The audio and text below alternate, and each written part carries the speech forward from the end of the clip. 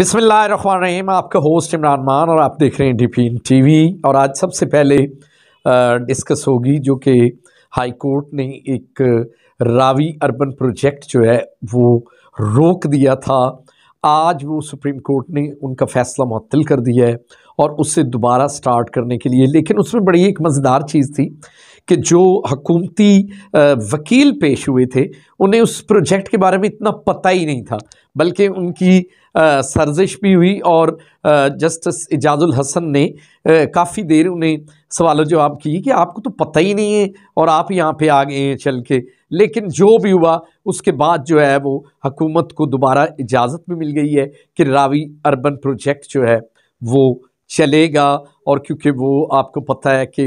जो लाहौर की खूबसूरती है उसमें बहुत बड़ा इजाफा होगा, क्योंकि वो एक पूरा शहर बसाया जाएगा और उसमें बहुत सारे जो हैं ज़राए मिलेंगे रोज़गार के, और जो बेरोज़गार नौजवान हैं उनके लिए बहुत सारी उसमें जो है हिस्सेदारी मिलेगी और वो अपनी डिग्रियां जो हैं वहाँ पे यूज़ कर सकते हैं। जो आज बेचारे दर बदर की ठोकरें खा रहे हैं, वो एक नया शहर जब बसेगा तो उसमें से बहुत सारी जो है वो सीट्स निकलेंगी। ये तो एक बड़ा अच्छा सुप्रीम कोर्ट ने ऑर्डर्स आज दिए हैं कि रावी अर्बन प्रोजेक्ट जो है वो चलना चाहिए।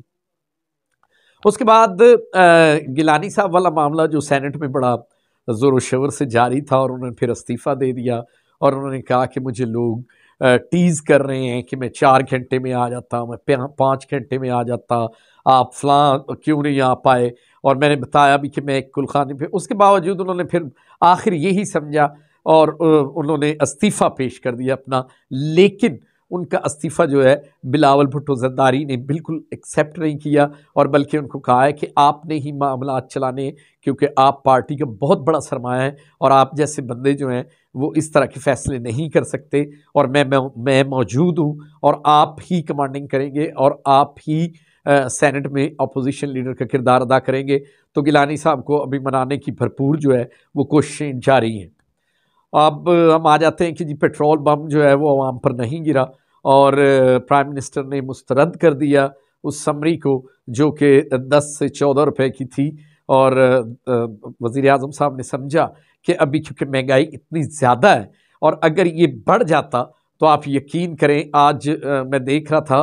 कि जो कुकिंग ऑयल की कीमत है वो 410 से 20 रुपए पर केजी की हो गई है, पर लीटर जो कुकिंग ऑयल मिलता है। इस तरह से यानी 60-70 रुपए इजाफा उसमें हो गया है। तो अगर पेट्रोल बढ़ जाता तो मेरा ख्याल है कि ये 450 में आपको मिलता।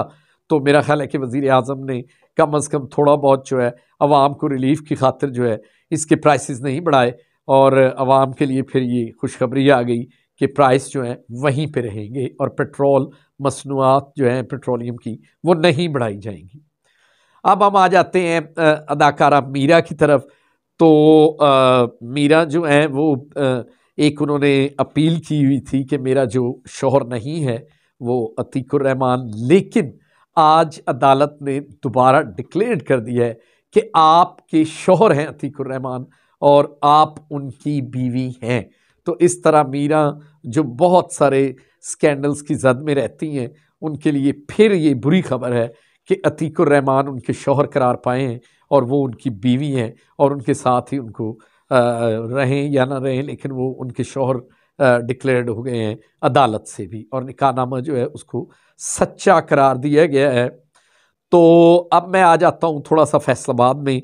बिल्डिंग डिपार्टमेंट की तरफ। बिल्डिंग डिपार्टमेंट का ये हाल है कि जितने भी यहाँ पे सरकारी रिहाइशगाहें हैं वो सुनसान और खंडरात का मंजर पेश कर रही हैं और अगर एक कमरा गिर गया तो फिर सारे ही गिर जाते हैं और ये फंडों के नाम पे करोड़ों रुपए अपने गबन कर रहे हैं और खा रहे हैं। एक मौसूफ जो है पहले यहाँ एसटीओ रहे थे कासिम फारूक नामी, वो दोबारा यहाँ बराजमान हो गए एक्सीएन के और उनका वही वतीरा है, वो लाखों और करोड़ों रुपए जो है वो ले रहे हैं और बटोर रहे हैं और उनके नीचे का अमला भी जो है वो हाथ साफ कर रहा है और पूरा ये डिपार्टमेंट जो है करप्शन से भरा पड़ा है। इनको कोई, मैं वो नाम डिस्क्लोज नहीं करता, यहाँ पे ब्यूरोक्रेट्स की रिहाइशों में 2-2 3-3 कमरे गिरे हुए हैं और वो उन्हें कितनी बार कह चुके हैं और वो रिपेयरिंग नहीं करवा रहे, क्योंकि उनका ये काम ही नहीं है। उनका काम है सिर्फ माल बनाओ और अपना सीटें बचाओ और अफसरों तक पहुंचाओ, और यहाँ की कुछ वजीर साहिबान भी उसमें इन्वॉल्व हैं जो कि माल उनसे खा रहे हैं, और पूरे धड़ल्ले से वो एक्सीएन साहब जो हैं दोबारा बराजमान होकर बिल्डिंग डिपार्टमेंट को दिन रात लूट रहे हैं। और मैं कहता हूँ कि इस किस्म के करप्ट जो ऑफिसर्स जो पहले रह के गए उनको दोबारा तैनात, उनके हाथ मिले हुए होते हैं, उनको हर सर्कल का पता होता है, उन्होंने हर बंदे से डील की हुई होती है, उनको पता है कि किस पॉकेट से कितने पैसे निकलते हैं। ऐसे बंदों को दोबारा नहीं रखना चाहिए। और मैं अपने सूबाई वज़रा से भी और वज़ीर आला पंजाब से भी और सब बड़े जो अफसरान इससे रिलेटेड हैं उनसे गुजारिश करूँगा कि ऐसे करप्ट लोगों का मुहासबा किया जाए और इन्हें करारवा की सज़ा दी जाए, और डिपार्टमेंट से बल्कि मैं कहता हूँ ऐसों को जबरी रिटायरमेंट करवा देनी चाहिए जो इस तरह मुल्क का माल और दौलत भी लूटते हैं और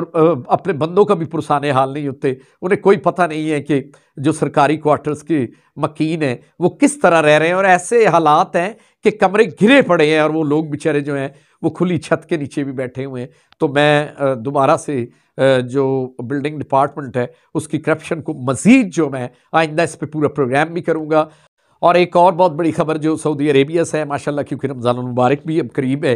तो अब उन्होंने कहा है कि जितनी अफ्तारी का इत्माम होता था वो बड़े वसी पैमाने पर होगा और उसी तरह होगा। तो ये भी एक बहुत बड़ी खुशखबरी है कि मुसलमानों का जो वो अहम इवेंट होता है रमज़ान मुबारक, उसमें बड़ी समझ लें कि आप खुश दिली और पूरे तरीके से वहाँ पर रमज़ान मुबारक मनाने की इजाज़त भी होगी और अफ्तारियों का इत्माम करने की भी इजाज़त होगी। अब मैं अपने मुल्क व कौम के लिए, आपको पता है कि लास्ट मेरा मैसेज होता है कि अल्लाह पाक इसको मुल्क व कौम की हिफाजत फरमाए और इसको अपनी हिफ्ज़ अमान में रखे, और पाक फ़ौज को अपनी हिफ्ज़ अमान में रखे, और पाक फ़ौज हमेशा पाकिस्तान के लिए हमेशा खड़ी हुई है और हमेशा खड़ी होती रहेगी। और फैसलाबाद जो शहर है इसमें भी अमन व अमान हो और खुशहाली का दौर दौरा हो। पाकिस्तान जिंदाबाद।